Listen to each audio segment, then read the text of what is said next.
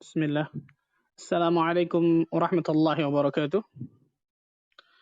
إن الحمد لله نحمده ونستعينه ونستغفره ونتوب إليه ونعوذ بالله من شرور أنفسنا ومن سيئات أعمالنا. من يهده الله فلا مضل له ومن يضلل فلا هادي له.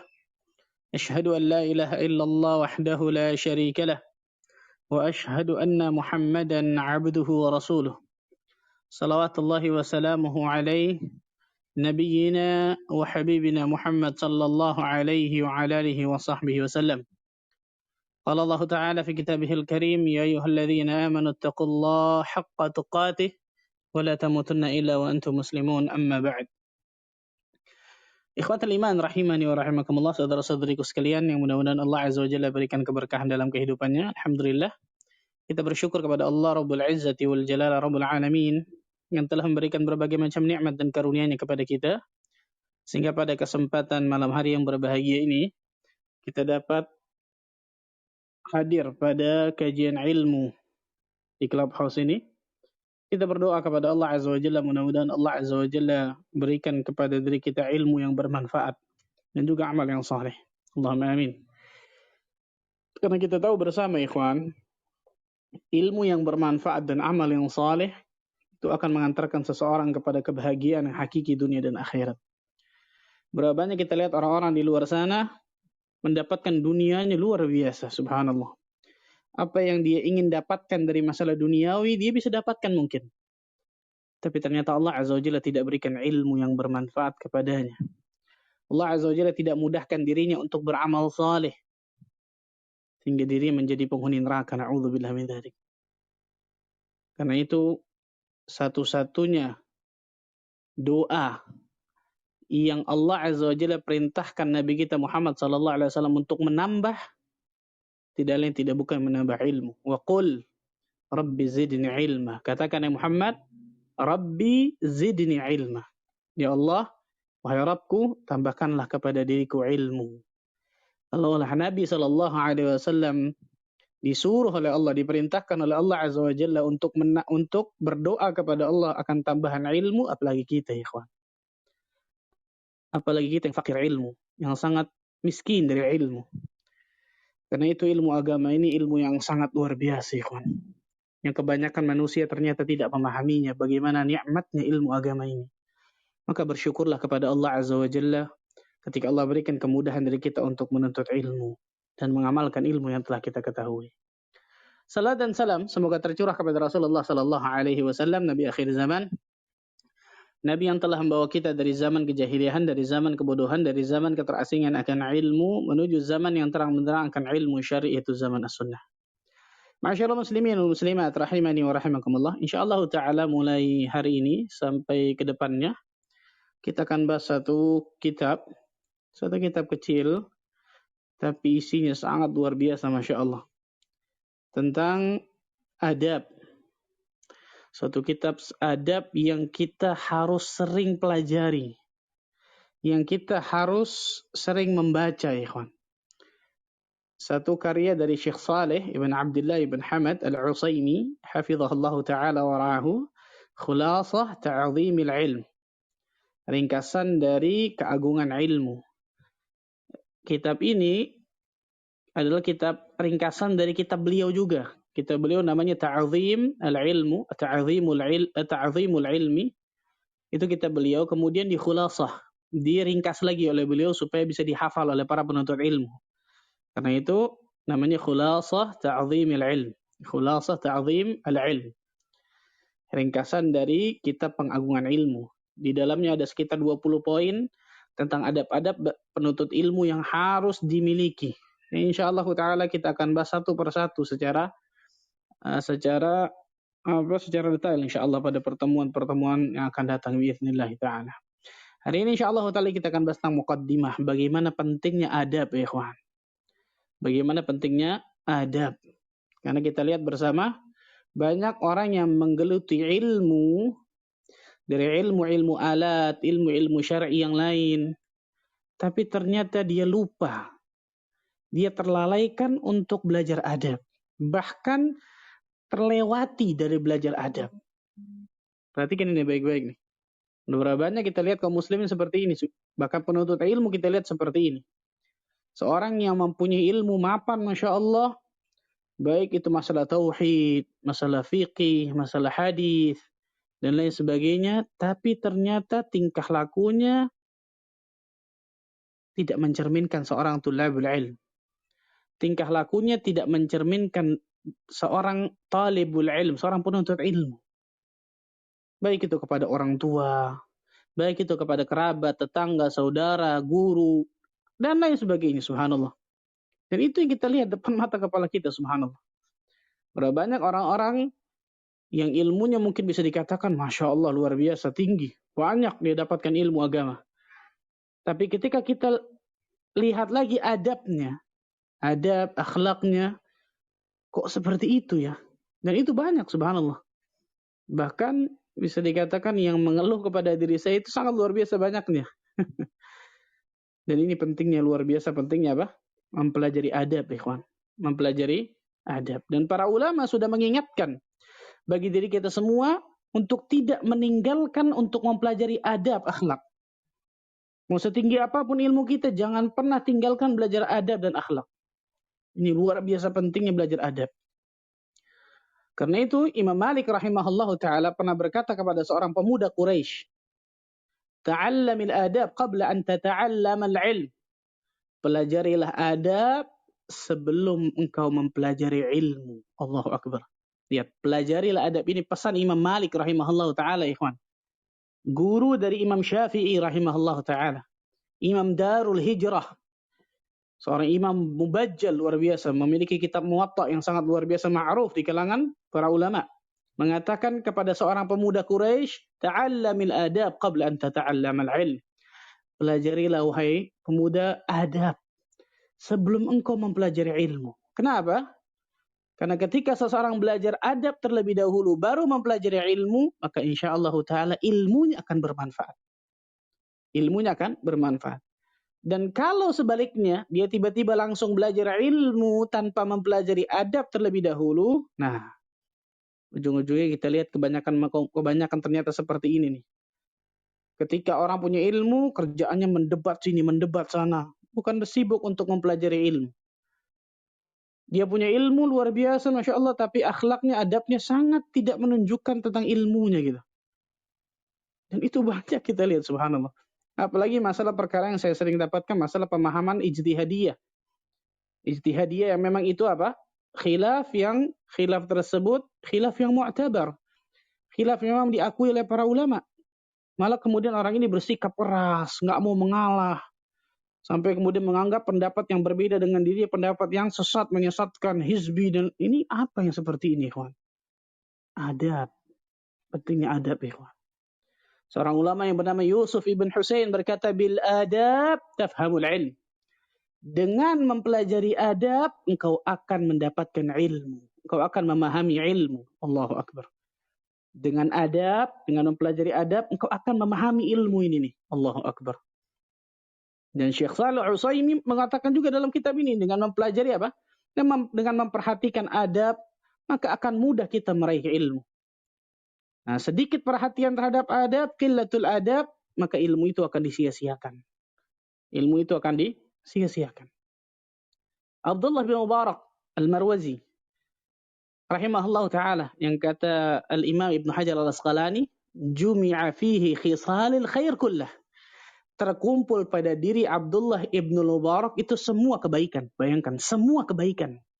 Ya, dia orang yang berilmu, dia orang adab dan akhlaknya luar biasa, dia orang yang selalu dermawan, menginfakkan hartanya, dia juga orang mujahid, dia juga pendakwah luar biasa, dia Masya Allah, semua kebaikan ada pada dirinya, kata Imam Ibn Hajar. Sampai-sampai ulama mengatakan kepada dirinya, wahai Abdullah bin Mubarak, seandainya Rasulullah SAW bertemu dengan dirimu, pasti Rasulullah SAW akan cinta kepadamu. Allahu Akbar. Beliau mengatakan, apa kata beliau? Ta'allamna al-adab 30 sanah.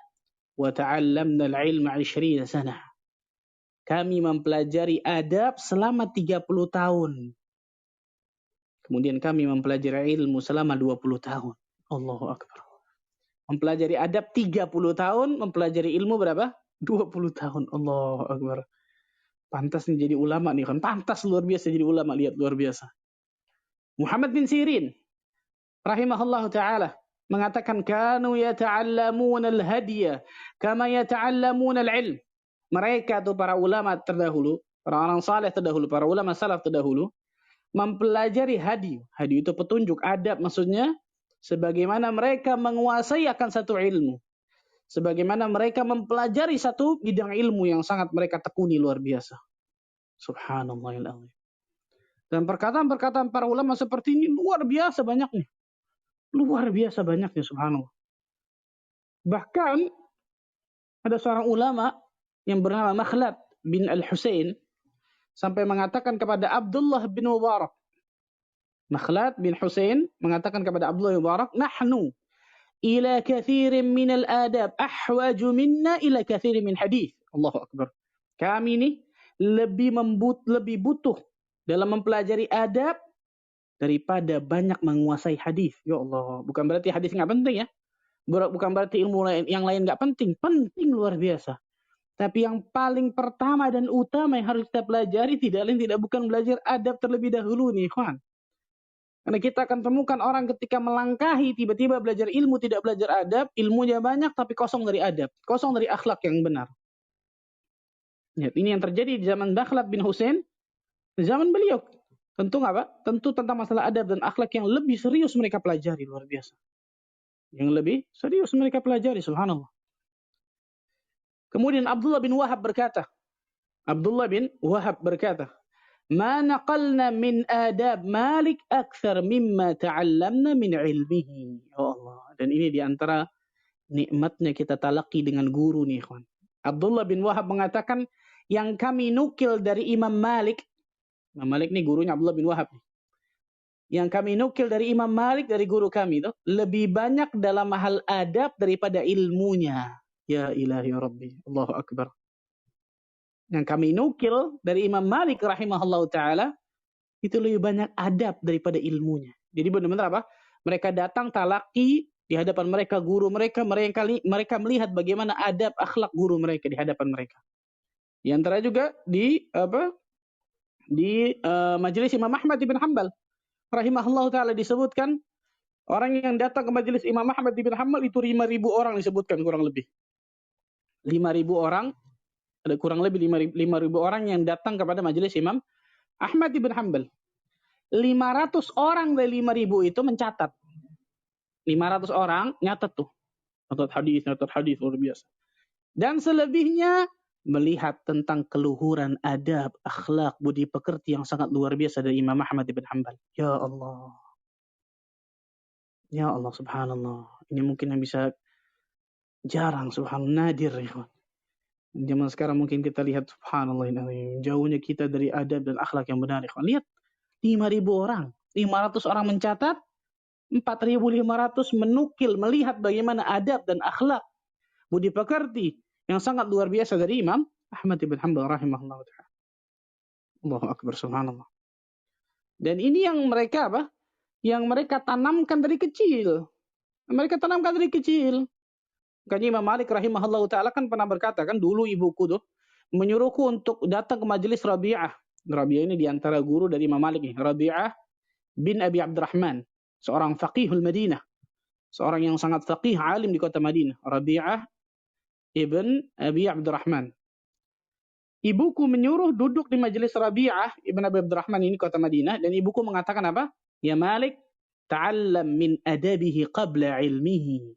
Wahai Malik, pelajarilah adab darinya sebelum engkau mengambil ilmunya. Allahu Akbar. Ini ibu nih, kan. Ibu yang sangat saleh luar biasa. Pelajarilah apa? Ambil adabnya terlebih dahulu. Pelajari adabnya, akhlaknya terlebih dahulu. Sebelum engkau mengambil apa? Sebelum engkau mengambil ilmunya. Sebelum engkau mengambil ilmunya. Imam Abu Hanifah rahimahullahu ta'ala disebutkan dalam riwayat lebih senang untuk mempelajari kisah-kisah para ulama dibandingkan menguasai bab fikih. Padahal kita tahu bersama Imam Abu Hanifah di antara madzhabul arba'ah, betul ya? 4 imam madzhab yang sangat luar biasa keilmuannya masalah fikih. Tapi lihat, Imam Abu Hanifah ternyata lebih senang mempelajari kisah-kisah, hikayat para ulama ketimbang ilmu apa? Fikih. Sekali lagi saya katakan bukan berarti ilmu fikih nggak penting. Penting, bahkan sangat penting luar biasa. Tapi jangan kosongkan diri kita dari kisah-kisah para ulama. Jangan kosongkan diri kita dari adab dan akhlak para ulama yang sangat luar biasa, subhanallah. Karena dari situ kita bisa mengambil apa? Banyak pelajaran yang sangat luar biasa, subhanallah. Imam Abu Hanifah mengatakan apa? Al-hikayat 'anil ulama wa majalisatihim ahabbu ilayya min katsirin min al-fiqh li'annaha adabul qaumi wa akhlaquhum. Kisah-kisah para ulama, hikayat mereka, duduk bersama mereka, itu lebih aku sukai daripada menguasai beberapa bab fikih. Kenapa? Karena dalam kisah mereka itu diajarkan adab dan akhlak yang luar biasa yang mereka lakukan, yang mereka miliki. Itu Imam Abu Hanifah, Imam Al-Mubajjal, ikhwan. Allahu Akbar, subhanallahil azim. Subhanallahil azim. Nah, ini tentang masalah tersebut. Dan sekali lagi saya katakan, sangat luar biasa banyaknya, ikhwan. Sangat luar biasa banyaknya perkataan-perkataan para ulama, nukilan-nukilan yang disebutkan oleh para ulama tentang pentingnya belajar apa? Belajar adab tentang masalah ini, ikhwan. Bahkan Syekh Muhammad ibn Saleh Al-Utsaimin rahimahullahu taala sampai mengatakan apa? Talibul ilmi idza lam yatahalla bil akhlaqil fadilah fa inna talabahu lil ilmi la faidata fihi. Allahu Akbar. Seorang penuntut ilmu, kata beliau nih, jika tidak menghiasi dirinya dengan akhlak yang mulia, dengan adab yang baik, maka enggak ada faedahnya menuntut ilmunya. Ya Allah ya Karim. Enggak ada faedahnya, bayangkan ikhwan. Syekh Muhammad bin Salih Al-Utsaimin rahimahullah ta'ala mengatakan ini. Syekh Al-Bani rahimahullah ta'ala juga sampai mengatakan apa? Aku dahulu mengira, kata Syekh Al-Bani nih, ikhwan. Dalam apa Fatwa Jeddah ini, dalam kaset ini disebutkan, aku dulu mengira nih, kata beliau, bahwa masalah atau problem utama dari dunia Islam ini hanyalah semata-mata jauhnya mereka dari pemahaman yang benar tentang hakikatu tauhid, hakikat la ilaha illallah. Aku menyangka tuh itu aja gitu. Aku menyangka bahwa jauhnya kaum muslimin dari tauhid, jauhnya kaum muslimin dari pemahaman yang benar tentang makna la ilaha illallah menjadikan mereka kemudian apa? Mendapatkan keburukan, problem yang banyak. Ternyata bukan itu, bukan hanya itu, kata beliau. Kalau itu jelas kan gitu. Jauhnya kaum muslimin dari tauhid itu yang paling utama kan gitu, jelas. Tapi bukan hanya itu, ternyata ada masalah lain, kata beliau. Anna hunaka mushkilatin ukhra, kata beliau. Hunaka mushkilatun ukhra. Ada masalah yang lain yang gak kalah penting, kata beliau. Apa itu? Itu masalah lain tersebut banyaknya orang annahum aktsaruhum la yatakhallaquna bi akhlaqil Islam as-sahihah illa biqadrin zahid. Allahu Akbar. Banyaknya orang yang tidak berakhlak dengan akhlak Islam dengan benar kecuali hanya sedikit saja. Subhanallah. Sadaq. Benar apa yang dikatakan Syekh Al-Bani rahimahullah ta'ala. Rahmatan wasi'ah, masyaallah. Ini Syekh Al-Bani mengatakan ini, bayangkan berarti masih zaman-zaman kita, betul ya? Syekh Al-Bani meninggal di tahun 99. Subhanallah. Masih di abad kita maksudnya, subhanallah. Dan itu benar, subhanallah. Itu benar. Jangan salah lagi, subhanallah. Al-Imam Ibn Qayyim Al-Jauziyah rahimahullah ta'ala mengatakan apa? Wa adabul mar'i unwanu sa'adatihi wa falahihi. Adab seseorang itu tanda kebahagiaan dan kesuksesannya. Bayangkan ikhwan. Adab seseorang itu tanda kebahagiaannya dan kesuksesannya. Wa qillati adabihi unwanu syaqawatihi wa bawarihi. Dan sebaliknya berarti qillatul adab, sedikitnya adab, kurangnya adab itu tanda kecelakaan dan kebinasan seseorang. Tanda kecelakaan dan kebinasan apa? Seseorang. Allahu Akbar, subhanallah. Dan juga, ini katakan oleh Al-Imam Ibn Qayyim Al-Jauziyah rahimahullah ta'ala. Pertanyaannya sekarang, ikhwan, apa sih adab itu sih? Adab itu apa secara syar'i gitu. Para ulama mengatakan adab itu adalah ijtima'u khisalil khairi fil 'abdi. Ijtima'u khisalil khairi fil 'abdi. Berkumpulnya perangai yang baik atau berkumpulnya sifat yang baik dalam seorang hamba, dalam diri seorang hamba. Terkumpulnya atau berkumpulnya sifat atau perangai yang baik, perangai kebaikan dalam diri seorang hamba. Ini makna dari adab. Makna dari apa? Adab. Ijtima'u khisalil khairi fil 'abdi. Terkumpulnya perangai atau sifat-sifat kebaikan dalam diri seorang hamba. Dalam diri seorang hamba. Ini adab, ikhwan. Dan kita tahu bersama Rasul sallallahu alaihi wasallam diutus ke atas muka bumi ini nih tujuan utamanya. Rasul sallallahu alaihi wasallam bersabda dalam hadis yang sahih direkam Imam Ahmad begitu juga Imam Bukhari dalam Adabul Mufrad, "Innama bu'ithtu liutammima salihal akhlaq." Innama bu'ithtu liutammima makarimal akhlaq. Sesungguhnya aku diutus hanya untuk, karena kata-kata innama di situ. Innama berarti uslubul hasr awil ikhtisas. Gaya bahasa Arab untuk menyempitkan atau untuk mengkhususkan sesuatu. Innama bu'ithtu, sesungguhnya aku diutus hanyalah untuk apa? Liutammima salihal akhlaq, liutammima makarimal akhlaq. Hanya untuk menyempurnakan akhlak.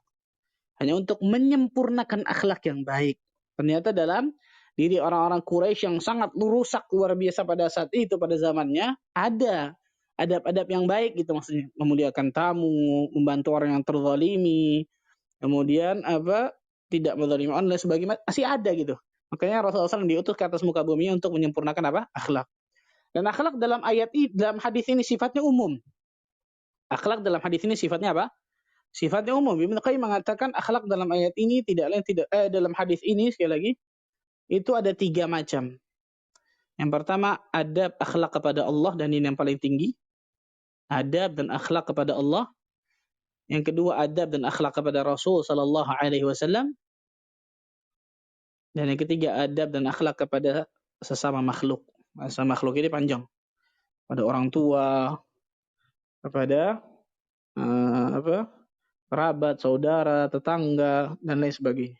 Nah, 3 ini nih secara garis besar yang kata Nabi sallallahu alaihi wasallam, sesungguhnya aku diutus ke atas muka bumi ini hanya untuk menyempurnakan akhlak. Akhlak dalam hadis ini cakupannya luas kata para ulama, di antara 5 Ibnu Qayyim mengatakan ada 3 secara garis besar. Yang pertama adab dan akhlak kepada Allah. Yang paling besar apa? Tauhid, mentauhidkan Allah azza wa jalla, menjauhkan kesyirikan.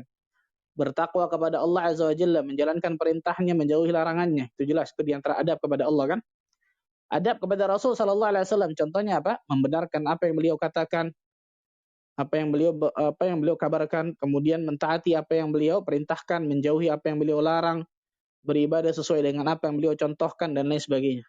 Dan kemudian kepada makhluk, kepada orang tua, kepada saudara, kerabat, kepada teman, sahabat, kepada guru, kepada sejawat, kepada makhluk hidup, kepada jamadat, benda mati, itu ada akhlaknya, bayangkan, ada adabnya tersendiri. Makanya Rasul mengatakan, sesungguhnya aku diutus ke atas muka bumi ini hanya untuk menyempurnakan akhlak. Dan kita tahu bersama, ikhwan, akhlak ini luar biasa besarnya, ikhwan. Luar biasa agungnya, azimnya akhlak ini, ikhwan. Rasul sallallahu alaihi wasallam sampai mengatakan dalam sebuah hadis yang sahih yang diriwayatkan Imam Al-Muslim juga lain sebagainya, ma min syai'in yudha'u fil mizan athqalu min husnil khuluq. Hadis yang sahih riwayat Imam Tirmidzi. Tidak ada suatu apapun yang diletakkan di dalam timbangan yang lebih berat dibandingkan dengan akhlak yang baik.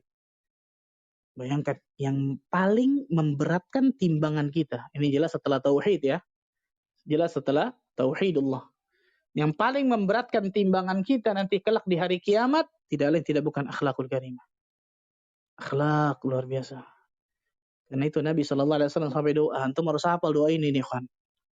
Harus hafal nih. Ada dua riwayat. Riwayat Tirmidzi sama riwayat At-Tabrani. Riwayat Tirmidzi berlindung dari 3 hal. Kalau Imam Tabrani berlindung dari 4 hal. Dari riwayat Imam Tirmidzi, Rasul sallallahu alaihi wasallam berdoa apa? Allahumma inni a'udzubika min munkaratil akhlaq wal a'mal wal ahwa. Ya Allah, aku berlindung kepadamu ya Allah dari akhlak yang buruk, akhlak yang mungkar. Amal yang buruk dan juga hawa nafsu yang buruk. Ini riwayat Imam At-Tirmidzi. Rasul berlindung dari 3 hal. Kalau riwayat Imam Tabrani, Allahumma jannibni. Kalau tadi Allahumma inni a'udzubika min munkaratil akhlaq. Kalau ini Allahumma jannibni, ya Allah jauhkan aku ya Allah. Allahumma jannibni munkaratil akhlaq wal a'mal wal ahwa wal adwa. Ada tambahan kata-kata adwa. Adwa jamak dari kata-kata da, penyakit. Ya Allah, jauhkan diriku dari apa? Keburukan, mungkarnya, keburukan akhlak, keburukan amal, keburukan hawa nafsu, dan keburukan penyakit. Keburukan apa? Penyakit. Di antara sekarang kan, tersebarnya wabah, ini di antara doa nih. Nah, itu bisa buka di doa wirid dan sebagainya, di Hisnul Muslim ada juga dan sebagainya.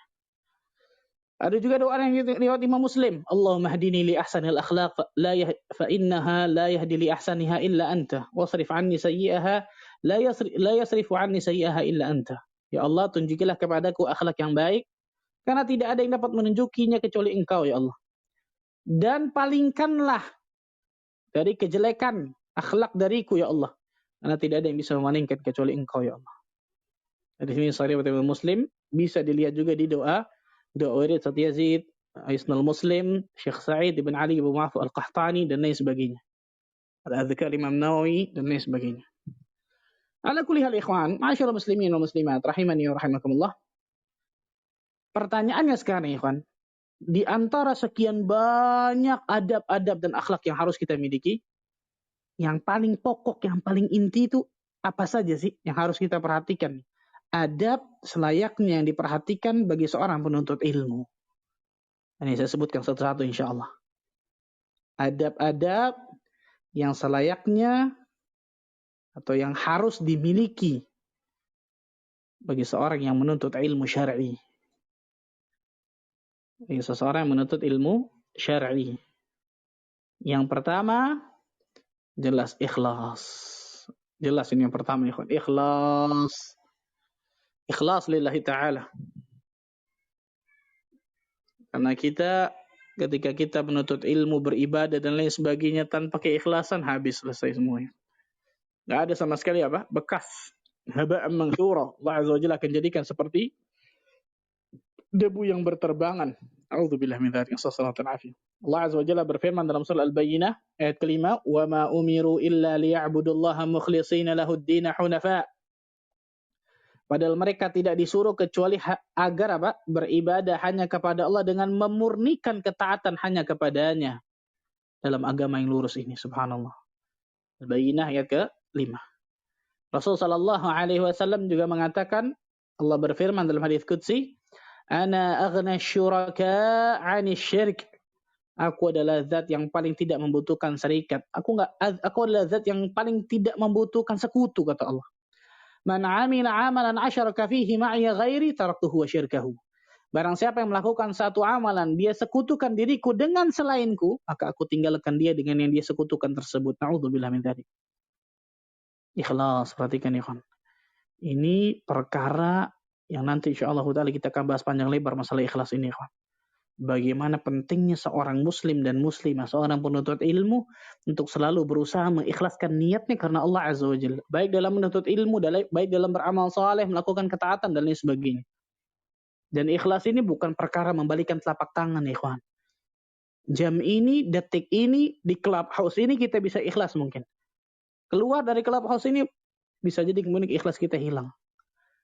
Kan hati manusia tataqallab, hati manusia selalu berbolak-balik, subhanallah. Dan ikhlas kita tahu bersama amalan apa? Amalan hati. Sebagian ulama sampai mengatakan aku berusaha untuk selalu meluruskan niatku selama 40 tahun atau bahkan lebih. Baru kemudian aku temukan keistiqomahan dalam niatku tersebut. Bayangkan itu ulama, sekelas ulama 40 tahun lebih. Selalu berusaha melawan keburukan dari niat buruknya tersebut, tidak ikhlas dan lain sebagainya. Baru bisa istiqamah, apalagi kita subhanallah. Makanya orang yang paling merasa aman dari riya, sum'ah, ujub dan penyakit-penyakit hati yang lain yang bisa merusak keikhlasan adalah orang-orang yang paling bisa berbahaya terkena dengan penyakit hati tersebut. Hati-hati subhanallah. Ini yang pertama, ikhlas. Selalu berusaha ikhlas dalam setiap apa yang kita lakukan di antara menuntut ilmu. Yang kedua, rajin berdoa kepada Allah Azza wa Jalla. Karena tanpa bantuan Allah mustahil kita bisa dapatkan ilmu yang bermanfaat. Yang tadi saya katakan tadi, ikhwan. Allah Azza wa Jalla menyuruh Rasulnya yang mulia sallallahu alaihi wasallam untuk meminta tambahan ilmu dan tidak meminta tambahan yang lain. Allah enggak pernah menyuruh Nabi sallallahu alaihi wasallam untuk meminta tambahan harta, tambahan jabatan, enggak ada. Allah Azza wa Jalla perintahkan kepada Nabi kita yang mulia sallallahu alaihi wasallam untuk meminta tambahan ilmu wa qul. Katakan ya Muhammad, Rabbi zidni ilma. Wahai Rabbku, tambahkan aku ilmu. Allahu Akbar. Rajin berdoa kepada Allah Azza wa Jalla memohon apa? Ilmu yang bermanfaat, dan itu dicontohkan Nabi kita Muhammad sallallahu alaihi wasallam ketika pagi hari kan. Zikir ba'da salat, setelah salat subuh, dan itu juga termasuk zikir pagi, zikir sabah. Allahumma inni as'aluka ilman nafi'an wa rizqan tayyiban wa amalan mutaqabbalan.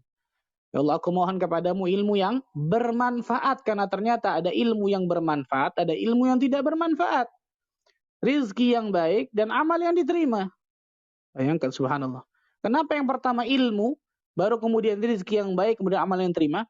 Karena yang kedua dan yang ketiga, itu rizki yang baik, rizki yang halal, atau amal yang diterima, tidak akan pernah kita bisa dapatkan kecuali kita dapatkan yang pertama dulu, ilmu yang bermanfaat. Kalau kita tahu ilmu yang bermanfaat, kita akan tahu nih, oh ini perdagangan kita boleh nih, halal nih. Oh ini pekerjaan anak halal nih. Tapi kalau nggak tahu ilmu ternyata apa? Haram, na'udzubillah min dzalik. Amal yang diterima. Kalau kita nggak punya ilmu, kita nggak akan tahu tuh syartani qabulil amal contohnya. 2 syarat diterimanya amal, ikhlas dan ittiba'ur rasul. Kalau orang nggak punya ilmu, nggak akan pernah bisa dapatkan itu. Ya, Rasulullah SAW meminta yang pertama ilmu yang bermanfaat, baru kemudian rezeki yang baik dan amal yang terima. Allahu Akbar, subhanallah. Doa, ikhwan. Rajin-rajin berdoa kepada Allah. Rasulullah SAW juga berdoa dalam riwayat yang lain, Allahumma inni as'aluka ilman nafi'an wa a'udzu bika min ilmin la yanfa'. Ya Allah, aku mohon kepadamu ilmu yang bermanfaat, dan aku berlindung kepadamu dari ilmu yang tidak bermanfaat.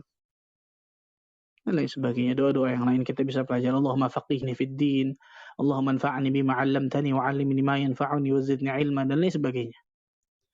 Yang ketiga, bersemangat dan bersungguh-sungguh. Seorang penuntut ilmu, perhatikan, bersemangat dan bersungguh-sungguh dalam belajar, dalam menuntut ilmu. Ya Allah, subhanallahiladzim.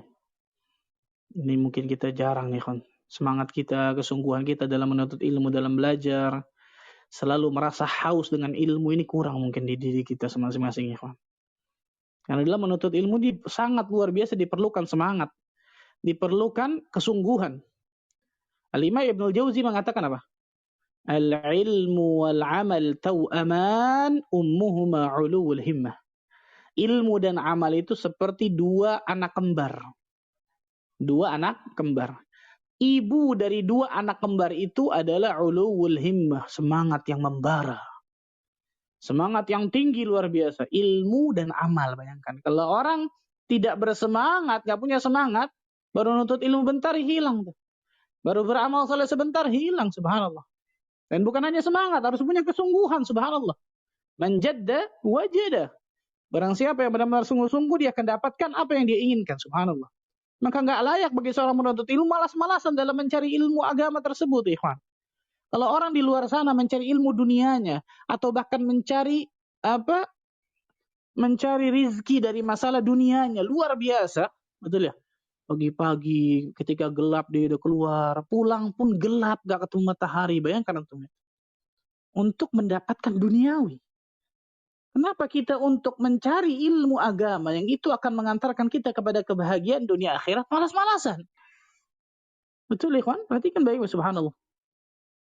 Makanya di riwayat Imam Baihaqi disebutkan bahwa Rasulullah SAW bersabda, 2 orang fi ma'anal hadis, 2 orang yang rakus yang tidak akan pernah kenyang 2 orang ini. 2 orang yang rakus yang enggak akan pernah kenyang 2 orang ini. Siapa itu? Yang pertama kata Nabi SAW, orang yang rakus terhadap ilmu tidak akan pernah kenyang dengannya.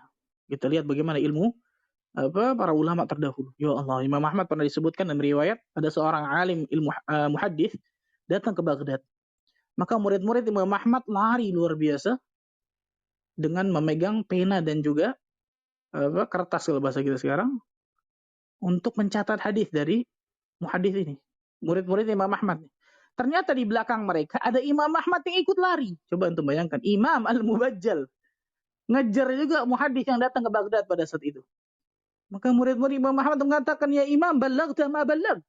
Wahai Imam, engkau telah mencapai apa yang kau telah capai sekarang nih. Kenapa sampai seperti ini?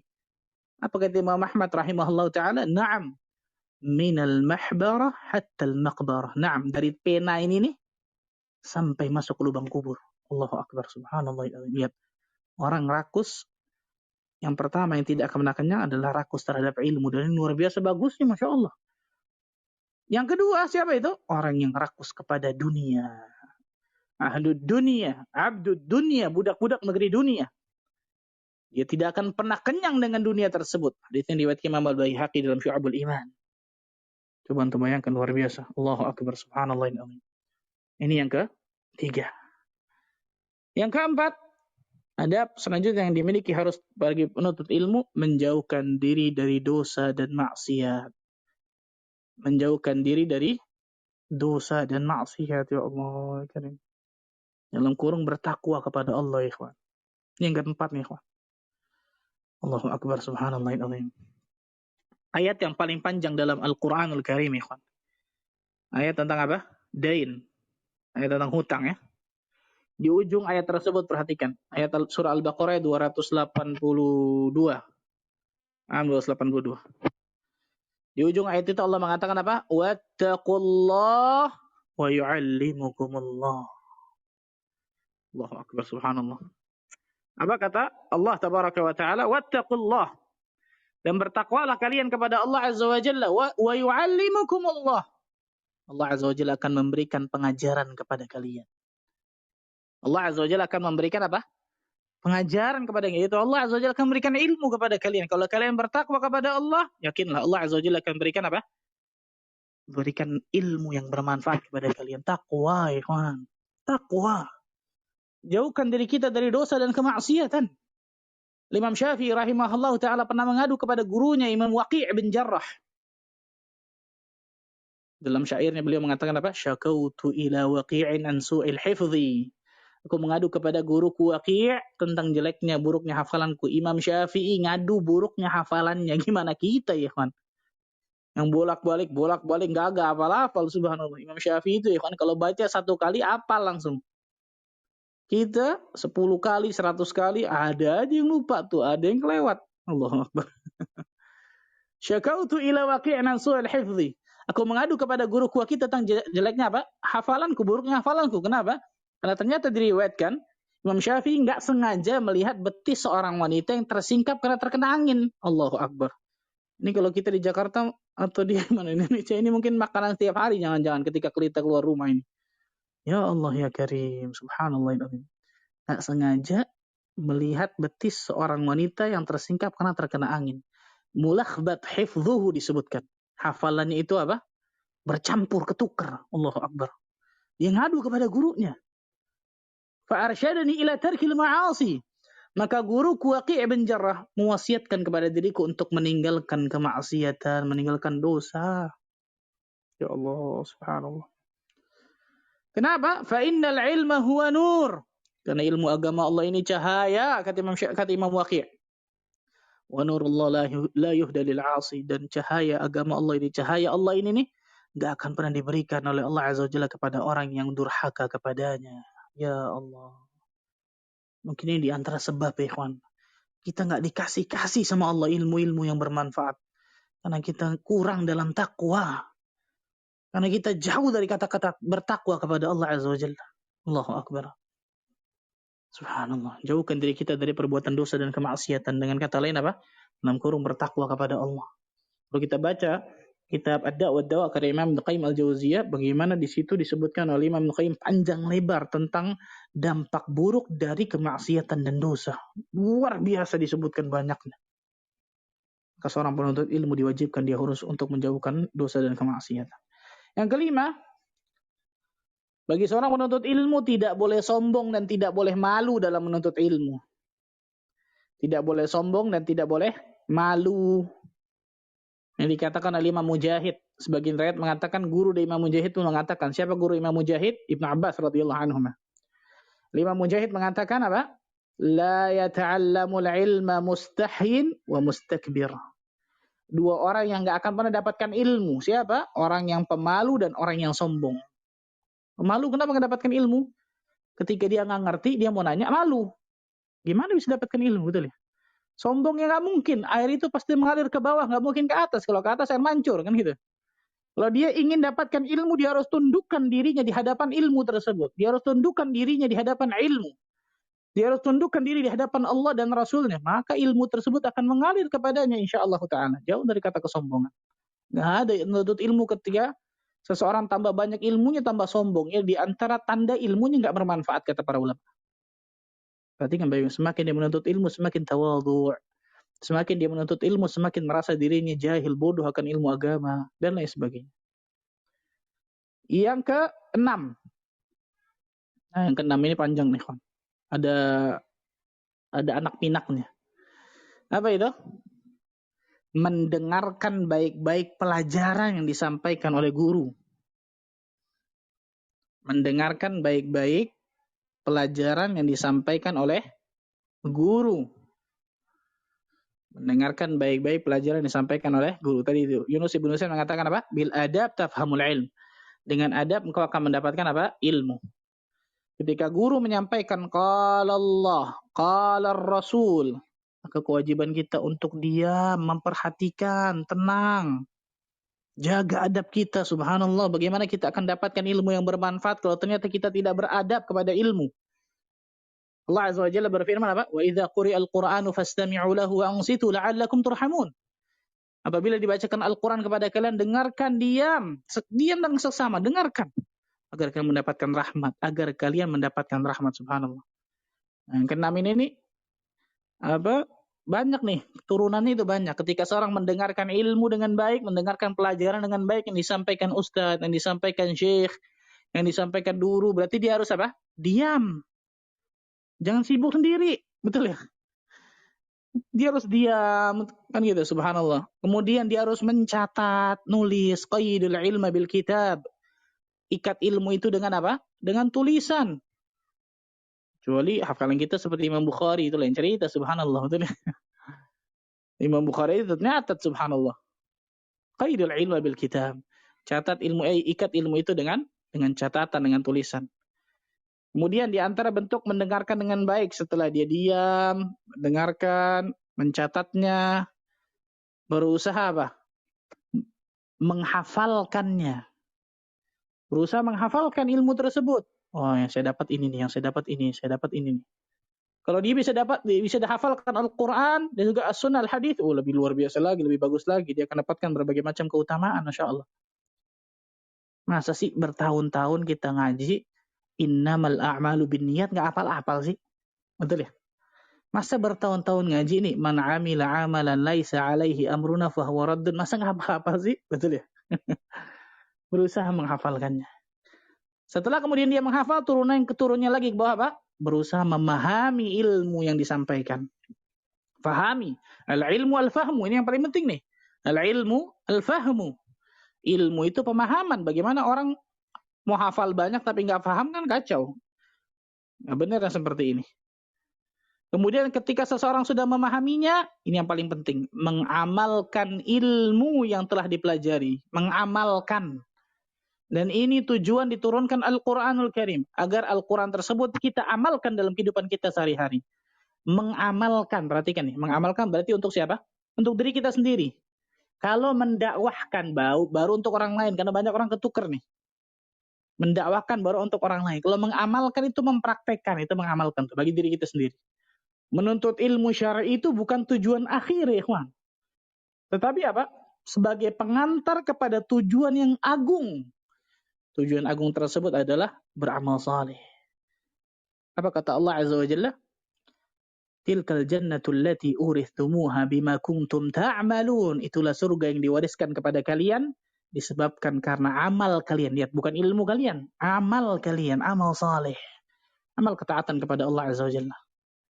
Ketika seorang baru sudah mengamalkan ilmu nih, maka kemudian baru dia mendakwahkan ilmu. Baru kemudian dia mendakwahkan ilmu. Yang pertama jelas ibda binafsi, kata para ulama. Dimulai dari dirinya, kan gitu ya. Baru kemudian apa? Qu anfusakum wa ahlikum nara. Jaga diri kalian dan keluarga kalian dari api neraka, dan selanjutnya dan seterusnya. Nah, ini mungkin yang saya bisa sampaikan, ikhwan, dari mukaddimah dari kitab ini, dari tentang penting masalah adab pada hakikatnya ini ya. Dan masih panjang pada hakikatnya belajar masalah adab ini. Mudah-mudahan kita termasuk golongan hamba-hamba Allah yang selalu Allah berikan adab Islamiyah, akhlakul karimah kepada diri kita sehingga Allah Azza wa Jalla bisa berikan berbagai macam keutamaan bagi kehidupan kita. Wallahu a'lam bishawab. Ikhwani wa akhwati fiddin rahimani wa rahimakumullah. Sebagaimana kita sampaikan di awal bahwa pembelajaran atau pelajaran masalah adab ini pelajaran yang luar biasa penting, subhanallah. Sangat luar biasa pentingnya. Maka sabar dalam menuntut ilmu di antara masalah ilmu adab seperti ini.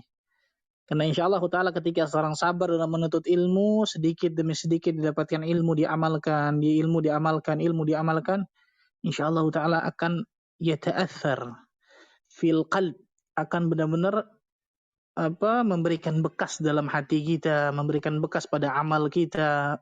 Maka sabarlah dalam menuntut ilmu, selalu memohon kepada Allah Azza wa Jalla ilmu yang bermanfaat, berusaha dengan sungguh-sungguh, menghilangkan, menjauhkan sifat futur dan lain sebagainya. Ingat ikhwan, bahwa surga Allah Azza wa Jalla didapatkan itu tidak mudah.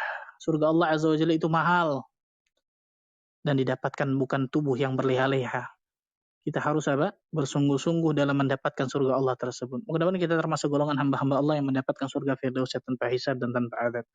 Allahumma amin rabbal alamin. Itu mungkin saya dapat sampaikan. Subhanakallah bihamdika asyhadu an la ilaha illa anta astaghfiruka wa atubu ilaik. Wassalamualaikum warahmatullahi wabarakatuh.